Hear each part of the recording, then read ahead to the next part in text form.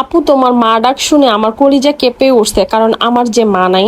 ভাই আপনার এই কথার উত্তর দেওয়ার মতো আমার কোনো ভাষা নাই। আমি না আবার ছোটবেলার থেকে কাউরে ডাকতে গেলে চিল্লা চিল্লা ডাকি, মানে কথাবার্তা আমি এইভাবে চিল্লাই বলি, মানে ভিডিওতে যেভাবে ভয়েস দেই সামনাসামনি এইভাবেই বলি। আপনাদেরকে শুধু তো আমি মা ডাকটা শুনাইছিলাম ওই ভিডিওতে, কিন্তু আমি আমার বাপেরও মানে আমার আব্বারও এইভাবে ডাকি, ওই আব্বা 20 টাকা দাও। আমার যত টাকা লাগে আমি খালি কমু ওই আব্বা 20 টাকা দাও। কিন্তু আমার মারে ডাকার মধ্যে সবচাইতে ডাক সুন্দর হয়েছে আমার দাদির ডাক। আমার দাদি আমার মারে অনেক সুন্দর করে ডাকে, মানে আমার মা হয়েছে আবার হালাদার বাড়ির মাইয়া, তো বউ তো আমার মার নাম ধরেও ডাকে না, আবার বউ কইয়াও ডাকে না, কারণ হ্যাঁ আরো 2টা পুতের বউ আছে। তো বড় বউ, মাইজা বউ, ছোট বউ এমন করে কমে ডাকে, প্রতিটা বউর বাপের নাম ধরে ডাকে। আমার নানি বাড়ি হচ্ছে হালাদার বাড়ি, তো আমার মারে আমার দাদি ডাকে হালাদারের জি কয়া। যখন আমার মায়ের কাছে নাই বা একটু দূরে গেছে, তখন যখন ডাকবো তখন ডাকবে এই আলাদারের জি কই গেছে রে। আমার আশেপাশে কাকি করেও জিগাইবো আমার বউ, এই আমাকে আলাদার জি রে দেখছো। আজকে আমি ডিম বিরান করতেছি এভাবে না, আমার বউ আবার ডিম রান্না অনেক পছন্দ করে, আর হ্যাঁ এটার